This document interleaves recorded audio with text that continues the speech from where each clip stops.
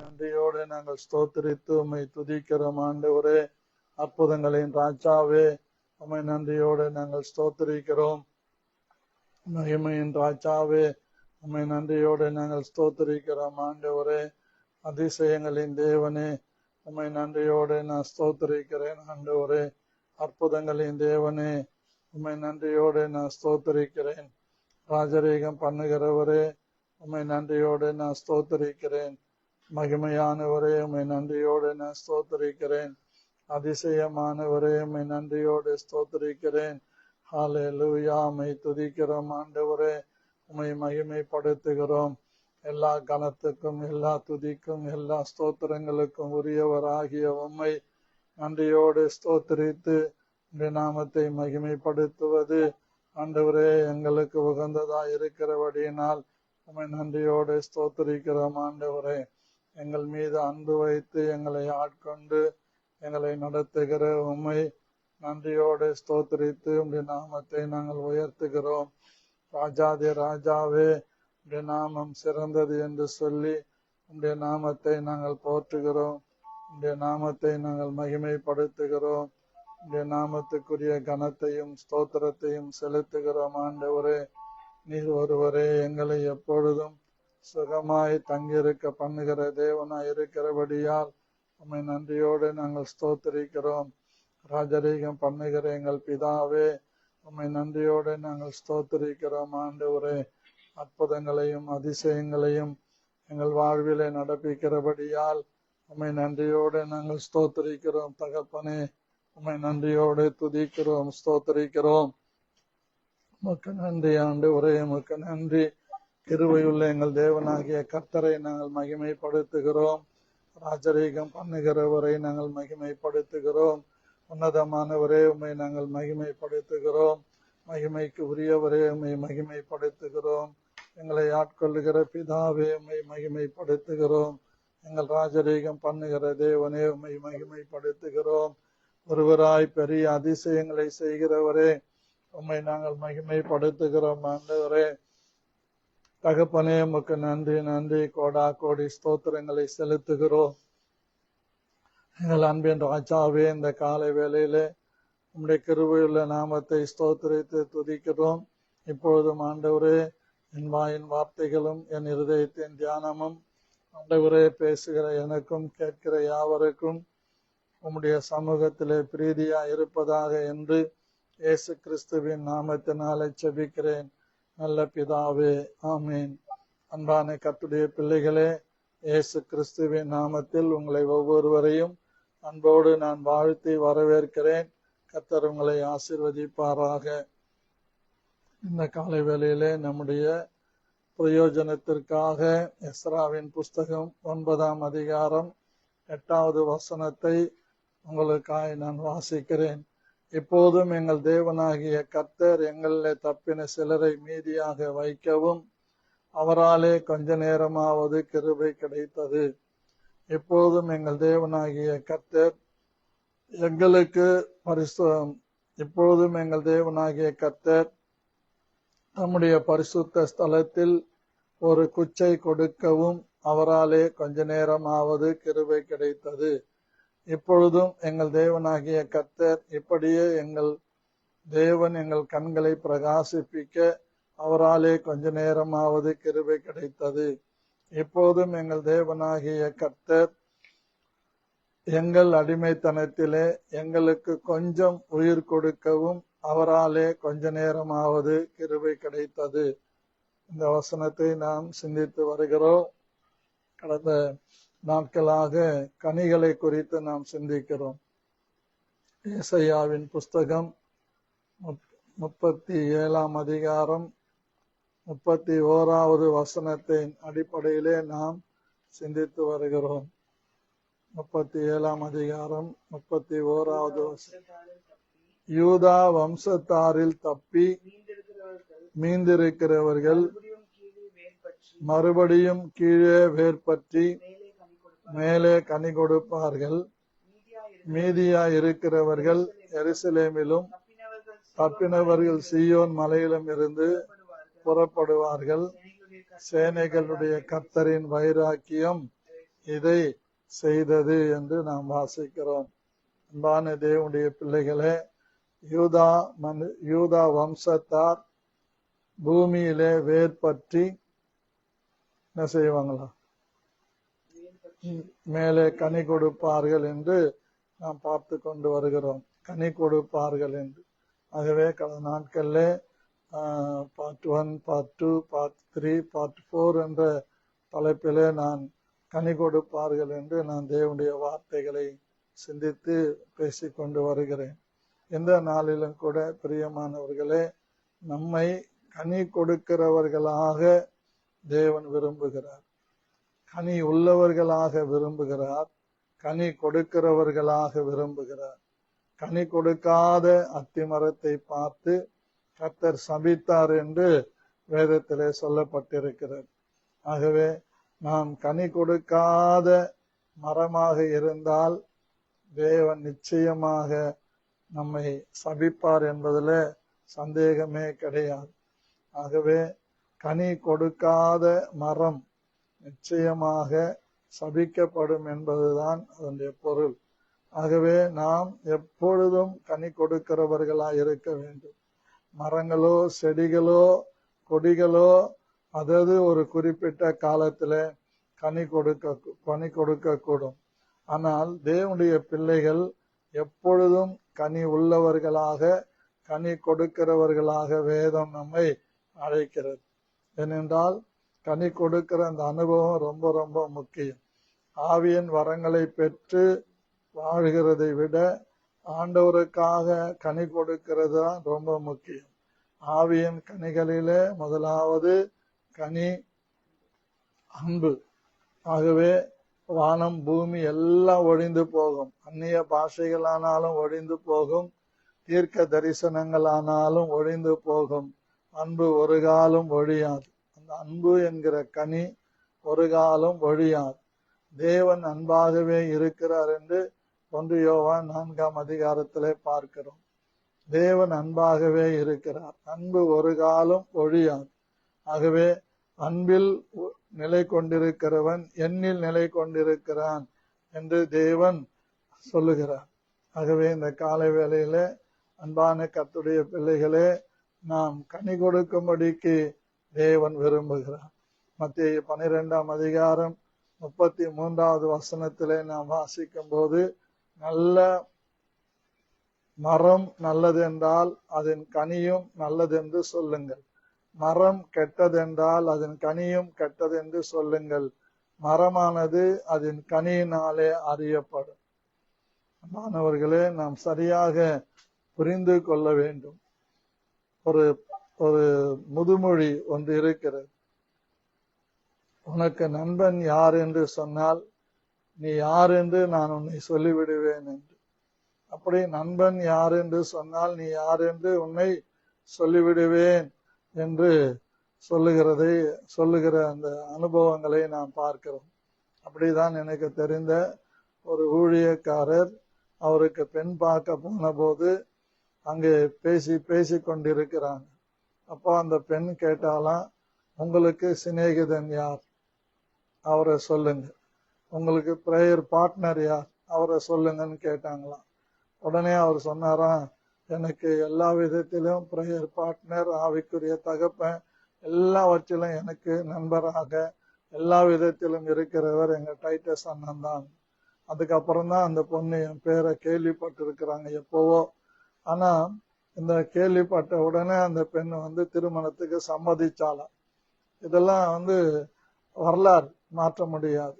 ஆகவே சில காரியங்களை நம்ம பார்த்துக்கணும். நம்ம எப்படி இருக்கிறோம், நம்ம சிநேகிதன் எப்படி என்றால் அடுத்தவனை நாம் கண்டுபிடித்து விடலாம். ஏனென்றால் அவனுடைய கனிகளினாலே அறியப்படும். மரம் நல்லது என்றால் அதன் கனியும் நல்லதாகவே இருக்கும் என்று வேதம் சொல்லுகிறது. மரம் கெட்டதா இருந்தால் அதனுடைய கனியும் கெட்டதாகவே இருக்கும். ஆகவே நல்ல மனுஷன் இருதயமாகிய நல்ல பொக்கிஷத்திலிருந்து நல்லவைகளை எடுத்து காட்டுகிறான். பொல்லாத மனுஷன் பொல்லாத பொக்கிஷத்திலிருந்து பொல்லாதவைகளை எடுத்து காட்டுகிறான். ஆகவே மனுஷர் பேசும் வீணான வார்த்தை யாவையும் குறித்து நியாய தீர்ப்பு நாளிலே கணக்கு ஒப்புவிக்க வேண்டும் என்று உங்களுக்கு சொல்லுகிறேன்.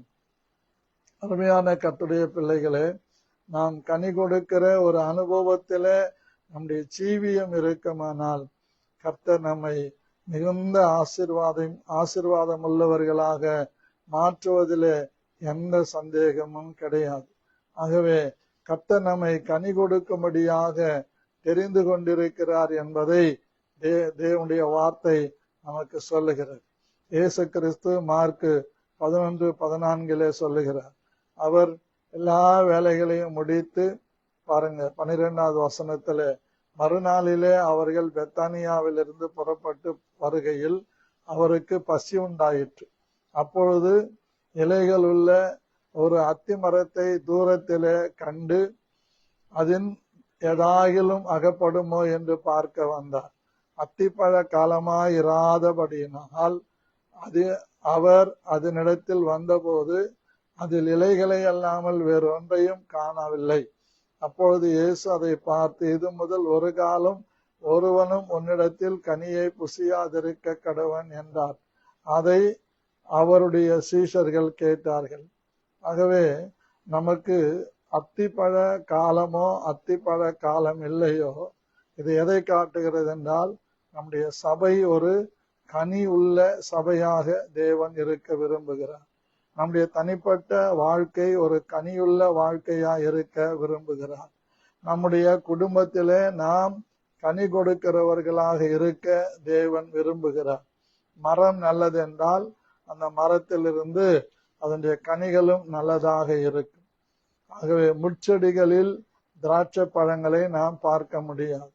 ஆகவே நல்ல மரமானது நல்ல கனிகளை கொடுக்கும். ஆகவே நாம் இந்த உலகத்திலே கனி கொடுக்கிற ஒரு மரமாக இருக்க வேண்டும் என்று தேவன் விரும்புகிறார். கர்த்தருக்கு ஸ்தோத்திரம். இதைதான் எலிசபெத்து மரியாளை பார்த்து சொல்லுகிறாள். லூக்கா சுவிசேஷம் 1ஆம் அதிகாரம் 42வது வசனத்திலே வாசிக்கும் போது, உரத்த சத்தமாய், ஸ்திரீகளுக்குள்ளே நீ ஆசீர்வதிக்கப்பட்டவள், உன் கர்ப்பத்தின் கனியும் ஆசீர்வதிக்கப்பட்டது. கர்ப்பத்தின் கனி கர்த்தரால் வரும் சுதந்திரம். ஆகவே பிள்ளைகள் கர்த்தரால் வரும் சுதந்திரம், கர்ப்பத்தின் கனி அவரால் கிடைக்கும் பலன் என்று சங்கீதத்திலே நாம் படிக்கிறோம். பிரியமான கர்த்தருடைய பிள்ளைகளே, இந்த கர்ப்பத்தின் கனியும் ஆசீர்வதிக்கப்பட்டது என்று சொல்லுகிற வார்த்தையை நாம் பார்க்கிறோம். அப்படி என்றால் நாம் கனி உள்ளவர்களாய் இருந்தால் நம்மிடத்திலிருந்து தோன்றுகிறவைகளும் கனி உள்ளவைகளாய் இருக்கும் என்பதில் சந்தேகமே இல்லை. ஆகவே நாம் கனிகளை கொடுக்க வேண்டும். யோவா சானகன் ஞானசானம் கொடுக்கும் போது சொல்றாரு, லூக்கா 3:8 மனம் திரும்புதலுக்கு ஏற்ற கனிகளை கொடுங்கள். இன்னைக்கு மதம் மாறுதலுக்கான வாழ்க்கை தான் நிறைய பேர் வாழ்ந்து கொண்டிருக்கிறாங்க. ஆனால் யோவா சானகன் ஞானசானம் கொடுக்கும் போது பரிசேயரை வேதபாரகரை பார்த்து சதுசேயரை பார்த்து சொன்ன வார்த்தை, மனம் திரும்புதலுக்கு ஏற்ற கனி கொடுங்கள். ஆபிரகாம் எங்களுக்கு தகப்பன் என்று உங்களுக்குள்ளே சொல்ல தொடங்காதிருங்கள். தேவன் இந்த கல்லுகளினாலே ஆபிரகாமுக்கு பிள்ளைகளை உண்டு பண்ண வல்லவராய் இருக்கிறார் என்று உங்களுக்கு சொல்லுகிறேன். இந்த கல்லுகளினாலே என்று சொல்லும் போது புறஜாதியாராகிய நீங்களும் நானும் தான் அந்த கல்லுகள். நம்மை ஆபிரகாமுக்கு பிள்ளைகளாக தேவன் மாற்றி இருக்கிறார். இந்த கல்லுகளினாலே ஆபிரகாமுக்கு பிள்ளைகளை. ஆகவே நாம் கனி கொடுக்கிறவர்களாய் இருந்தால் நம்முடைய கனி அநேகர் புசிக்கத்தக்கதான அனுபவம் உடையதாக இருக்கும். கனி கொடுப்பது என்பது 3 விதங்களை கொண்டது. ஒன்று ஜெபம் செய்கிறது, இன்னொன்று வேதத்தை வாசிப்பது விடாதிருப்பது, இன்னொன்று தேவனுடைய சபையிலே பரிசுத்த ஆவியினாலே தனி ஜபங்களிலே ஆவியினாலே நிரம்பி ஜெபிப்பது. ஆவியின் அனுகிரகம் அவனவன் பிரயோஜனத்திற்கென்று கொடுக்கப்பட்டிருக்கிறது என்று வேதம் சொல்லுகிறது. இதுதான் யோவான் சானகன் சொல்றாரு, இப்பொழுதே கோடாரியானது மரங்களின் வேறு அருகே வைத்திருக்கிறது. ஆகையால் நல்ல கனி கொடாத மரமெல்லாம் வெட்டுண்டு அக்கினியில போடப்படும் என்றான். கர்த்தருக்கு ஸ்தோத்திரம். நல்ல மரமானது கெட்ட கனிகளை கொடாது. கெட்ட மரமானது நல்ல கனிகளை கொடாது. அந்தந்த மரம் அதனதன் கனியினால் அறியப்படும். முட்செடிகளில் அத்திப்பழங்களை பறிக்கிறதும் இல்லை, நெருஞ்சி செடியில் திராட்சை பழங்களை பறிக்கிறதும் இல்லை. ஆகவே பிரியமானவர்களே, நாம் எல்லா சூழ்நிலைகளிலேயும் நாம் கனி கொடுக்கிற ஒரு அனுபவம் உள்ளவர்களாக இருக்க வேண்டும். ஒரு முக்கியமான ஒரு சம்பவத்தை நாம் இப்பொழுது கர்த்தருடைய கிருபையினாலே சிந்தித்து ஜெபிக்கலாம் என்று விரும்புகிறேன். வாசிக்கலாம். 2 பேதுரு 1 அதிகாரம் 5, 6, 7, 8 வசனங்களை நாம் வாசிக்கும் போது 8வது வசனத்தை இப்பொழுது நாம் வாசிக்கலாம். 2 பேதுரு 1 அதிகாரம் 8வது வசனம். இவைகள் உங்களுக்கு உண்டாயிருந்து பெருகினால் உங்களை நம்முடைய கர்த்தராகிய இயேசு கிறிஸ்துவை அறிகிற அறிவிலே வீணரும் கனியற்றவர்களுமாய் இருக்க ஒட்டாது. என்ன அருமையான வார்த்தைகள் பாருங்க. இவைகள் உங்களுக்கு உண்டாயிருந்து பெருகினால் உங்களை நம்முடைய கர்த்தராகிய இயேசு கிறிஸ்துவை அறிகிற அறிவிலே வீணரும் கனியற்றவர்களுமாய் இருக்க ஒட்டாது. இவைகள் இல்லாதவன் எவனோ அவன் முன் செய்த பாவங்கள் அற தான் சுத்திகரிக்கப்பட்டதை மறந்து கண் சொருகி போன குருடனாயிருப்பான் என்று தெளிவாக சொல்லுகிறது. ஆகவே நல்ல மரம் நல்ல கனிகளை கொடுக்கும், கெட்ட மரம் கெட்ட கனிகளை கொடுக்கும். கனி கொடாத மரங்கள் எல்லாம் வெட்டுண்டு அக்கினியில போடப்படும். கோடாரியானது மரங்களின் வேறு அருகே வைக்கப்பட்டிருக்கிறது. எப்படின்னா தெரியுமா? நியாய தீர்ப்பு எப்பவுமே நமக்கு வர கூடியதா இருக்கிறது. நியாய தீர்ப்பு, தேவனுடைய நியாய தீர்ப்பு தேவனுடைய வீட்டிலே துவங்கும் காலமாய் இருக்கிறது. ஆகவேதான் யோவான் சானகன் தைரியமாய் சொல்லுகிறார், தன்னிடத்திலே ஞானசானம் பெற வந்தவங்களை பார்த்து மனம் திரும்புதலுக்கேற்ற கனிகளை கொடுங்க. சிலர் சொல்லுவாங்க, நான் ரட்சிக்கப்பட்டிருக்கிறேன் அப்படி இப்படின்னு சொல்லுவாங்க. ஆனா இந்த ரட்சிக்கப்பட்டிருக்கிறேன்னு சொல்லிட்டு அவங்க கனி கொடுக்கலன்னா அவங்க ரட்சிக்கப்பட்டது வீணா இருக்கு. ரட்சிக்கப்பட்டேன்னு சொல்லிட்டு அவங்க சாட்சியா இல்லைன்னா அந்த சாட்சி வீணா இருக்கு. ரட்சிக்கப்பட்டுட்டேன்னு சொல்லிட்டு நாம் யாரிடத்திலும் அன்பு கூறாமல் நம்மிடத்தில நாம் அன்பு கூர்ந்து நாம் சுயநலவாதிகளாய் வாழும்போது நம்முடைய ரட்சிப்பு நம்மை விட்டு எடுபட்டு போகும். ஆகவே ரட்சிக்கப்பட்டிருக்கிற நாம் கனி கொடுக்கிற அனுபவம் உள்ளவராய் இருக்கு. கொயா மரம் அப்படின்றது எதை வச்சு கண்டுபிடிக்கிறோம்னா அதனுடைய கனியை வச்சு கண்டுபிடிக்கிறோம். சில நாட்களுக்கு சில வருஷங்களுக்கு முன்னாடி டெய்லி பேபி கொயா இலைகளை கொண்டு வரும். அப்படி ஒரு நாள் எங்க ஜெயக்குமார் கடன் இருக்குது, அது பக்கத்துல கொயா மரம் போலவே ஒரு மரம் வளர்ந்துருக்கு. அது கொயா இலைதான்னு சொல்லி பேபி புட்டுக்குன்னு வந்துடுச்சு. ஏன்னா ரொம்ப தூரம் போய் எடுத்துன்னு வரணுமே, கிட்டவே இருக்குதுன்னு எடுத்துன்னு வந்தான். எடுத்துன்னு வந்து என்கிட்ட கொடுத்த உடனே அவங்க கிட்ட நான் சொன்னேன், இது கொயா இலையா இது வேற மரத்து இலையா தெரியுமா உங்களுக்கு? தெரியல ஐயான்னு.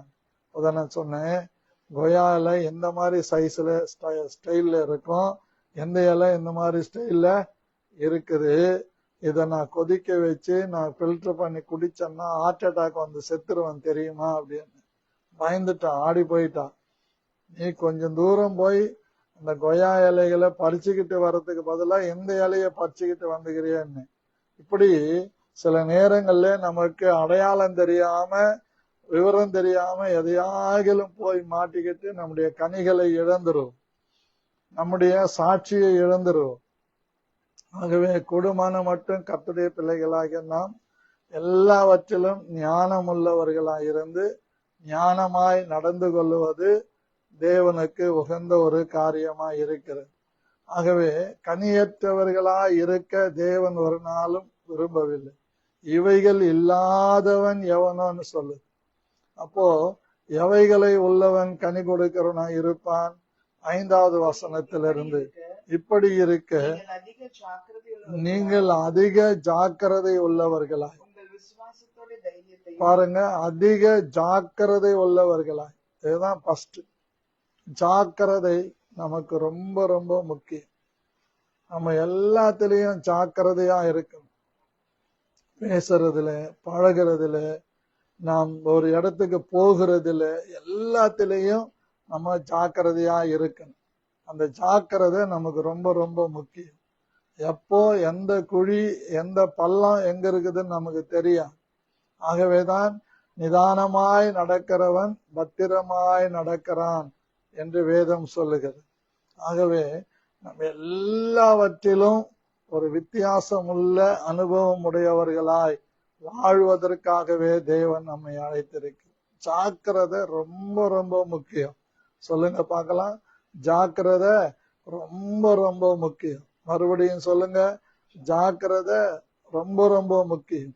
தனிப்பட்ட வாழ்விலே ஜாக்கிரதை, குடும்ப வாழ்விலே கணவன் மனைவி உறவிலே ஜாக்கிரதை, பெற்றோர்கள் பிள்ளைகள் நடுவிலே ஒரு ஜாக்கிரதை, வெளியே வேலை ஸ்தலத்திலே நமக்கு ஒரு ஜாக்கிரதை, எல்லா இடத்திலும் நம்ம ஜாக்கிரதையா இருக்கணும். இப்ப நான் ஜாக்கிரதைன்னு எடுத்தேன்னா அது 2 மணி நேரம் போகும்.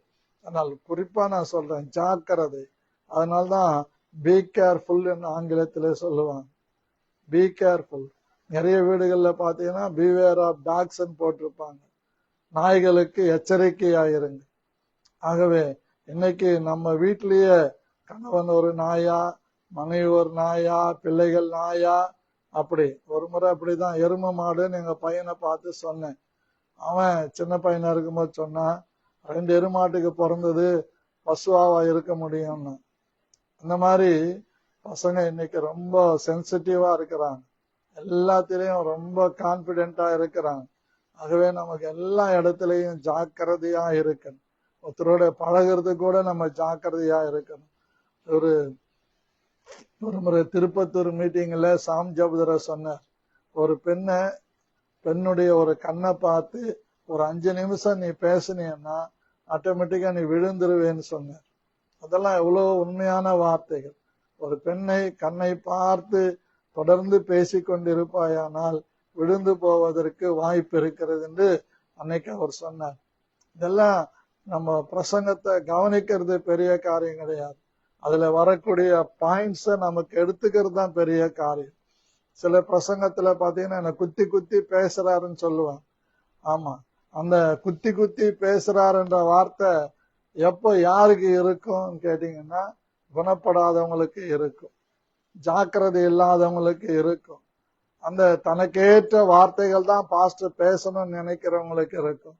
கர்த்தர் 4 விதங்கள்ல பேசுகிறார். ஒன்று, தடவி கொடுத்து குற்றுயிராய் கிடக்கிறவனுடைய காயங்களை ரசத்தையும் எண்ணெயும் வார்த்து காயம் கட்டுகிற அந்த விதத்திலே ஆறுதலான விதத்திலே பேசுகிறார். 2வது, கண்டனம் பண்ணி கடிந்து கொண்டு பேசுகிறார். 3வது, அவர்களை பராமரிக்கிறதற்கான பரிசுத்த ஆவியினுடைய ஆறுதலோடு பேசுகிறார். 4வது, சரியாக அவர் நீதி நியாயங்களை போதித்து பேசுகிறார். இந்த 4 விதங்கள்ல கர்த்தர் பேசுகிறார். இந்த 4 விதங்கள்ல எப்பவுமே 4 விதங்கள்ல பேசுவார். எந்த பிரசங்கத்தை நீங்க எடுத்துக்கொண்டாலும் கண்டிஷன் இல்லாத பிரசங்கம் இருக்கக்கூடாது, ஆசீர்வாதம் இல்லாத பிரசங்கம் இருக்கக்கூடாது, தீர்க்க தரிசன வெளிப்பாடு இல்லாத ஒரு பிரசங்கம் இருக்கக்கூடாது. இதுதான் பிரசங்கங்களுக்கு தேவையான ஒரு முக்கியமான கிருபை. ஆகவே இன்னைக்கு நிறைய பேரு ஜனங்களை அப்படி அடிச்சு மாம்சத்துல பேசி ஒரு வழி பண்ணுவாங்க. அது நம்மளால கரெக்டா கண்டுபிடிக்க முடியும். ஆனால் கர்த்தருடைய ஆவியானவர் நமக்கு சொல்லி கொடுக்கிறது ஜாக்கிரதை. ஜாக்கிரதையா இருக்கணும். அப்போ வேதம் அழகாய் சொல்லுகிறது, ஜாக்கிரதையாயிருங்கள். ஜாக்கிரதை உள்ளவர்களாய் ம் உங்கள் விசுவாசத்தோட தைரியம் நல்லா அண்டர்லைன் பண்ணிக்கொள்ளுங்க. உங்கள் விசுவாசத்தோட என்ன சேரணும்? தைரியம். தைரியத்தோட பாருங்க, உங்க விசுவாசத்தோட தைரியம் சேருதுன்னா அதுதான் கனி.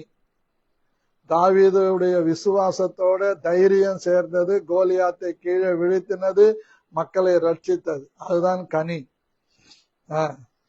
தைரியத்தோட ஞானத்தை தைரியத்தோட ஞானத்தை, தாவீது தைரியத்தோட ஞானத்தை பயன்படுத்தினான். எப்படி? அவனுக்கு அபியாசமா இருந்த கவனை கொண்டும் கல்லை கொண்டும் கோலியாத்தை வீழ்த்துவதற்கு அவன் தன் ஞானத்தை உபயோகப்படுத்துகிறான். தைரியம் வந்தால் போதாது, தைரியத்திலே ஞானம் இருக்கணும். குடும்பத்தை நடத்துகிற ஞானம் இருக்கணும், பிள்ளைகளை நடத்துகிற ஞானம் இருக்கணும், சபைக்கு வரும்போது நடந்து கொள்ற ஞானம் இருக்கணும். இன்னைக்கு கூட பாருங்க, சாருங்க லைனா போட்டு வச்சிருப்போம், அதை இழுத்துட்டு முழங்கால் படிட்டு ஜெபிச்சுட்டு இழுத்து போட்ட இடத்துல அப்படியே உட்காருவாங்க. அது முன்ன எந்த இடத்துல இருந்ததுன்னு பார்க்க மாட்டாங்க. அந்த முன்ன இருந்த இடத்துல அது கரெக்டா இருந்தா அந்த யூனிஃபார்மா இருக்கும், கியூவா இருக்கும். இழுத்து போட்டு அங்க ஜெபம் பண்ணிட்டு அப்படியே உட்கார்ந்துக்குவாங்க, முன்னுக்கு பின்னுக்கு உட்காருவாங்க. அப்ப பாக்குறதுக்கு ஒரு யூனிஃபார்மா இருக்காது. ஞானம், இதுல கூட ஞானம் இருக்கணும். அடுத்து பாருங்க என்ன சொல்றாரு, ஞானத்தோட இச்சை அடக்கம் வேணும். ஞானத்தோட இச்சை அடக்கம். ஞானம், கர்த்தருக்கு பயப்படுகிற பயம் நமக்கு ஞானம்.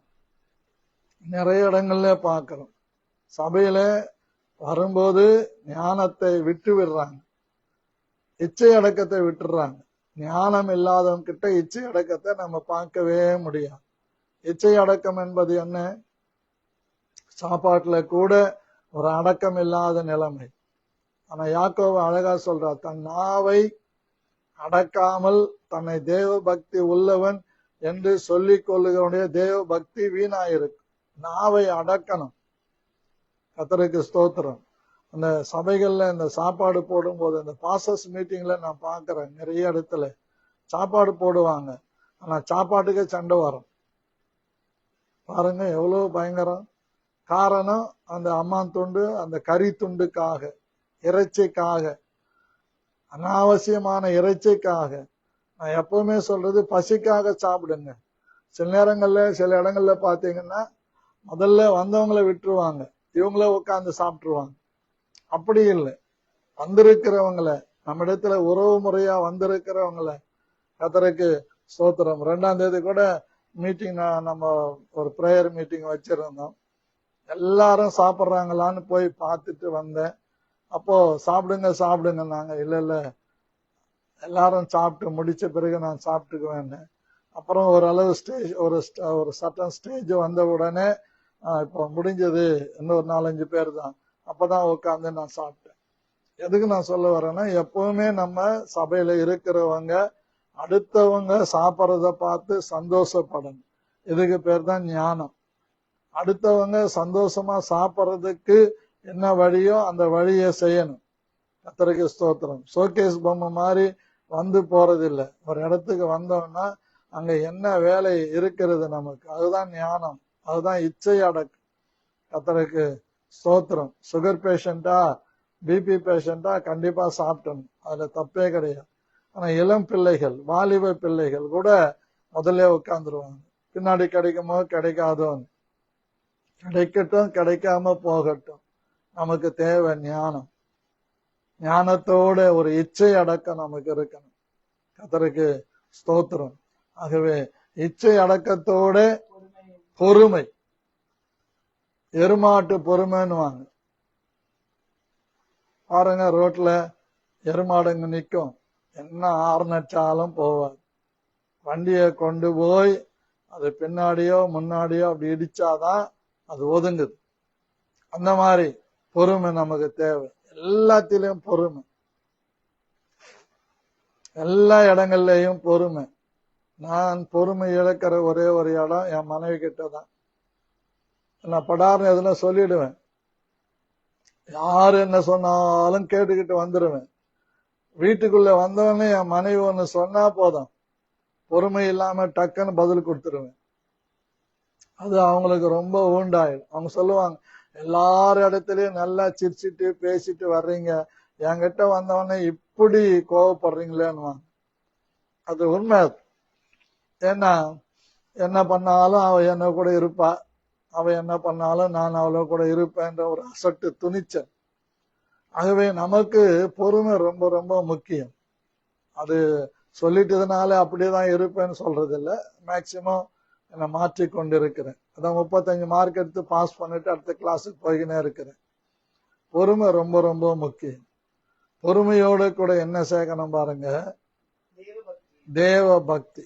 பொறுமை, தேவ பக்தி, இந்த ரெண்டும் ஒன்னா கலந்துச்சுன்னு சொன்னா அது எத்தனையோ காரியங்களை சாதிக்கும். பொறுமையோடு கூட தேவ பக்திய நம்ம இணைச்சிடணும், நகமும் சதையும் மாதிரி. அப்படி பொறுமையோட தேவ பக்திய நம்ம இணைச்சிட்டோம் சொல்லி நினைச்சுக்கோங்களேன், ரொம்ப ரொம்ப பென்டாஸ்டிக்கா இருக்கும் வாழ்க்கை. தேவ பக்தி உள்ளவர்களுக்குள்ள எப்பவும் ஒரு பொறுமை இருக்கும். கர்த்தருக்கு ஸ்தோத்திரம் பிரியமானவர்களே. ஆகவே அந்த தேவ பக்தியோடு கூட நமக்கு பொறுமை ரொம்ப ரொம்ப அவசியம். எந்த வேலையா இருக்கட்டும், சின்ன வேலையோ பெரிய வேலையோ, 4 பேர் மத்தியில இருக்கிறோமோ இல்லையோ, எல்லா இடத்திலும் பொறுமையோடு கூட தேவ பக்தி உள்ளவர். தேவ பக்தியானது எந்த ஜீவனுக்கும் இதற்கு பின்வரும் ஜீவனுக்கும் வாக்குத்தத்தம் உள்ளது என்று 1 தீமோத்தேயு 4ஆம் அதிகாரம் 7-8 வாசிக்க முடியும். வாசிக்கலாம்.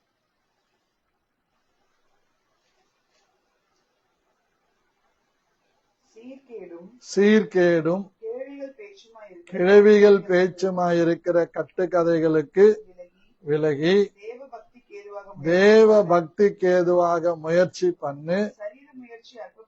சரீர முயற்சி அற்ப பிரயோஜனம் உள்ளது.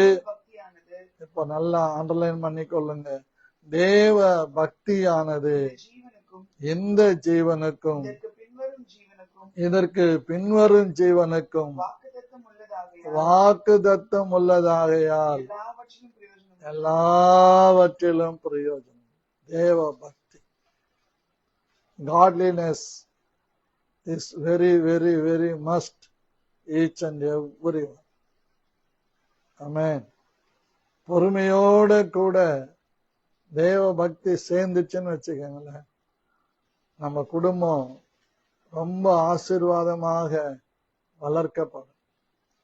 தேவ பக்தி பொறுமையில விளங்கும், பொறுமை தேவ பக்தியிலே விளங்கும். சில இடங்கள்ல தேவ பக்தியா இருக்கிறது போல் இருப்பாங்க, ஆனா அங்க மாயமாலம் இருக்கும். ஆனால் உங்களுக்கும் எனக்கும் கர்த்தர் பொறுமையும் தேவ பக்தியும் நகமும் சதையுமாய் இருந்தால் ரொம்ப ரொம்ப பென்டாஸ்டிக். இப்போ தேவ பக்தியோட என்ன செய்யணுமா, சகோதர சிநேகம். நமக்கு முள் குத்துனா வலிக்குதுன்னா அடுத்தவங்களுக்கும் முள் குத்தா வலிக்கும் அப்படின்னு தெரியும்.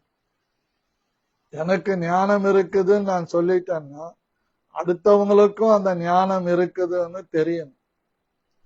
நம்ம பேசுறது அடுத்தவங்களுக்கு ஹேட் ஆகுதுன்னா அடுத்தவங்களுக்கும் அது ஹேட் ஆகும் அப்படின்றத நம்ம புரிஞ்சுக்கணும். இப்படி அந்த சகோதர சிநேகம், எந்த விதத்திலும் சகோதர சிநேகம் மாறவே கூடாது. சகோதர சிநேகத்தை இடத்துக்கு ஏத்த மாதிரி மாத்திக்கவே கூடாது. அநேகருடைய சகோதர சிநேகம் எங்க விழுந்து போகுதுன்னு கேட்டீங்கன்னா, இந்த பணம் கொடுக்கல் வாங்கல விழுந்து போகுது.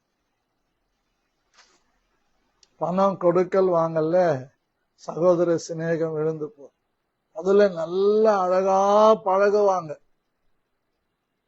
நல்ல ஐக்கியமா இருப்பாங்க. இந்த வீட்டுல இருக்கிற குழம்பு அந்த வீட்டுக்கு போவோம், அந்த வீட்டுல இருக்கிற குழம்பு இந்த வீட்டுக்கு வரும். அவங்க வீட்டுல பிரியாணி செஞ்சா இந்த வீட்டுக்கு வரும், இந்த வீட்டுல பிரியாணி செஞ்சா அந்த வீட்டுக்கு போவோம், இந்த வீட்டுல கறி குழம்பு செஞ்சா அந்த வீட்டுக்கு போவோம். ஓ அந்யோன்யமா இருப்பாங்க. ஆனா இதே இவங்க 1000, 2000, 5000, 10,000 கடன் வாங்கிட்டு இருந்தாங்கன்னா அதை குறித்த நேரத்துல செலுத்தாம போயிட்டா அங்கதான் பாக்கணும் இவங்க சகோதர சிநேகம். உடனே ஒரு மனஸ்தாபம் வந்துடும், பேசுறது கிடையாது. இங்கிருந்து அங்க ஒண்ணும் போகாது, அங்கிருந்து இங்க ஒண்ணும் வராது, அப்படியே தடைப்பட்டுரும். எப்படி ஏசாயா 59 சொன்ன மாதிரி, உங்கள் பாவங்களே உங்களுக்கும் தேவனுக்கும் பிரிவினையை உண்டாக்குகிறது. ஆனா இன்னைக்கு சபையில விசுவாசிக்கு பிரிவினை உண்டாக்குறதுன்னு தெரியுங்களா? கொடுக்கல் வாங்கல், பணமே அடுத்த சகோதரனுக்கு நமக்கும் பிரிவினையை உண்டாக்குகிறது. சகோதர சிநேகம் இருந்தா கொடுக்கல் வாங்கல்ல கூட அங்க பிரிவினை இருக்க. கர்த்தருக்கு மகிமை உண்டாக நான் பேசுகிறேன். ஆகவே நான் கணக்கு போட்டா எத்தனையோ பேர்கிட்ட நான் பழகாம தான் இருந்திருக்கேன். அப்படி ஆகவே நமக்குள்ள ஒரு சகோதர சிநேகம், தேவ பக்தியோடு சகோதர சிநேகத்தை கூட்டி வழங்கணும். தனக்கு நம்ம சகோதர சிநேகத்தோட அன்பு, சரியா? ஆமா, சகோதர சிநேகமும் அன்பு எல்லாத்தையும் மறக்கும். அன்பு திரளான பாவங்களை மூடும். வாங்கிட்டாங்க, அர்ஜென்ட் அவசரத்துக்கு வாங்கிட்டாங்க, திரும்ப கொடுக்க முடியலன்னா ஆண்டவர் அதற்கான போக்க உனக்கு வேற இடத்திலிருந்து கொடுப்பார் என்பதுல நம்ம தைரியமா இருக்கணும். கொடுத்துட்ட பிறகு அப்படி நின்னு அப்படியே ஆளை ஒண்டி இல்லாத ஆக்கிடுவாங்க. அது சகோதர சிநேகம் கிடையாது. சகோதர சிநேகம் எதையாகிலும் இழக்கத்தான் செய்யும். சகோதர சிநேகத்திலே தியாகம் இருக்கிறது. சகோதர சிநேகத்திலே மன்னிப்பு இருக்கிறது. சகோதர சிநேகத்திலே சகிப்புத்தன்மை இருக்கிறது. சகோதர சிநேகத்திலே நல்ல உறவு இருக்கிறது. சகோதர சிநேகத்திலே ஒருவரை ஒருவர் தாங்கி பிடிக்கிற குணம் இருக்கிறது. சகோதர சிநேகத்திலே ஒருவருக்காக ஒருவர் ஜெபிக்கிற அந்த ஜெப ஆவி இருக்கிறது. சகோதர சிநேகத்திலே ஒருவரை ஒருவர் தூக்கி விடுகிற கிருபை இருக்கிறது. சகோதர சிநேகத்திலே நம்மை எல்லா விதத்திலும் நம்மை நடத்துவதற்கான அதீதமான ஒரு கிருபை இருக்கிறது. இந்த சகோதர சிநேகத்தோட நாம் அன்பை கூட்டி வழங்குவோம். தேவன் நம்மை ஆசீர்வதிப்பார். ஆகவே இவைகள் உண்டாயிருந்து பெருகினால் உங்களை கனியற்றவர்களாய் இருக்க ஒட்டாது என்று வேதம் சொல்லுகிறது. அப்படியே வலது கரத்தை தலையின் மேல வைத்து நம்ம ஜெபிக்கலாம். என் ஜெபத்தை அப்படியே நீங்க ரிப்பீட் பண்ணுங்க. கர்த்தர் உங்களை ஆசீர்வதிப்பார். நல்ல பிதாவே, இயேசு கிறிஸ்துவின் நாமத்திலே இந்த காலை வேளையிலே உம்முடைய பாதங்களை முத்தம் செய்து அப்பா பிதாவே என்று கூப்பிட பண்ணுகிற புத்திர சுவிகாரத்தின் நிறைவோடு உம்மை நோக்கி பார்க்கிறேன். தகப்பனே, நாங்கள் எல்லா விதத்திலும் ஜாக்கிரதை உள்ளவர்களாயிருந்து விசுவாசத்தோட தைரியத்தோட ஞானத்தையும், ஞானத்தோட இச்சையடக்கத்தையும், இச்சையடக்கத்தோட தேவ பக்தியையும், தேவ பக்தியோட சகோதர சிநேகத்தையும், சகோதர சிநேகத்தோட அன்பையும் கூட்டி வழங்கி கனி உள்ளவர்களாய் வாழுகிற கிருபையை நாங்கள் இயேசு கிறிஸ்துவின் நாமத்தில் கெஞ்சி மன்றாடுகிறோம். ஆவியானவரே, எல்லா இடங்களிலேயும் நாங்கள் கனி கொடுக்கிற மரமாக, செடியாக, கொடியாக வைத்து எங்கள் கனியானது அநேகரை திருப்திப்படத்தக்கதாக, அநேகரை ரட்சிக்கத்தக்கதாக, பலனுள்ளதாய் இருப்பதாக என்று இயேசு கிறிஸ்துவின் மூலம் ஜெபிக்கிறேன். ஆமென்.